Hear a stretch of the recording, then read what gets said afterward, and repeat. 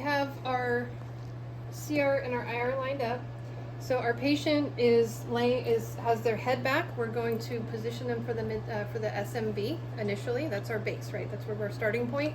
Now, before I do that, notice that the crosshairs are going to be off of the side of the patient's head. We're going to start there. Now, I might have to adjust them a little bit more towards me, just to see how are the crosshairs going to line up. But we're going to start with it a little bit off to the side. All right. So what is my plane that's going to be parallel to the IR? IOMO. All right, go ahead and bring your head back just a little bit right there. Perfect. Yep, that's perfect. All right, so we're looking at the left side. So we do 15 degrees. We rotate how? Towards. So we have our this set at 15 degrees. Perfect. Somebody already had it set. So we're going to be rotating 15 degrees towards. So here we have. See how this is parallel, this top one? Mm-hmm. Parallel. So this is parallel. So the interpupillary line right now is matching this. So we're starting off mid-sagittal plane perpendicular, interpupillary line parallel with the floor, or the top of the IR. So what we're going to do is we're going to rotate him towards, so that his interpupillary line matches that right there. Maybe actually come back just to hit right there. So when I look down, from the top of the apex of his head to the mental point of his chin, that is all still straight. Like his head is not tilted yet. It's just rotated. So now I have my 15 degrees. Make sure it hasn't changed. So I'm going to be tilting 15 degrees away. So when I put this ruler here, it's going, I lay it like this, it's flat, right? So this is perpendicular. When I look down, are you okay to hang out like this for just a second? Mm-hmm. Okay. When I look straight down, I'm going to see that he is, in line, perpendicular with the IR. But what I'm going to do is I'm going to have this up here so that when I tilt his head, it's going to match this 15 degrees away. So I'm going to look to see roughly what that looks like. All right.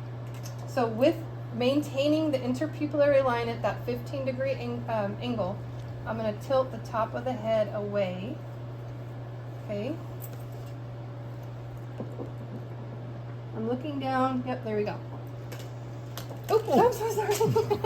All good. I'm glad that was a really light plastic one. Sorry. 200 points. All right. Oh. Okay, hold on. Let's go back. All right. And then I almost still straight. 15 towards. Away. So we want our crosshairs. So the crosshairs are actually, it's kind of hard to see with his beard, but they're actually, it's right here. So I need to actually raise my IR up just a little bit because I need to be roughly here.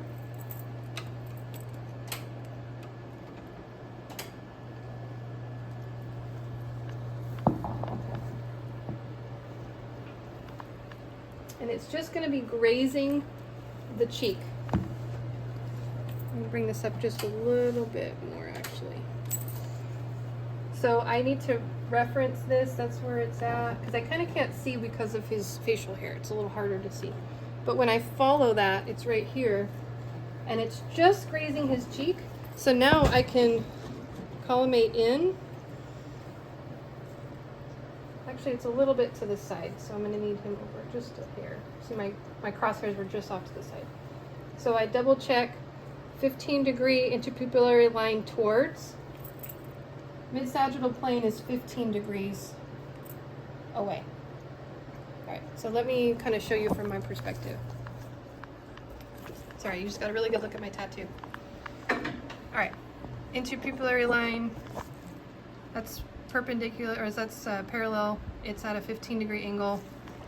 And when we look at the top of his head, it's not perpendicular, it's 15 degrees away.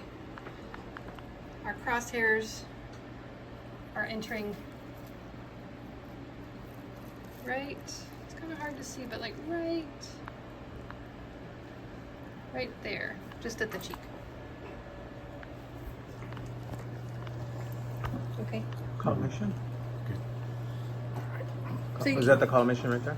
so the anatomy, if you look at the skull, someone have a skull handy? Yes.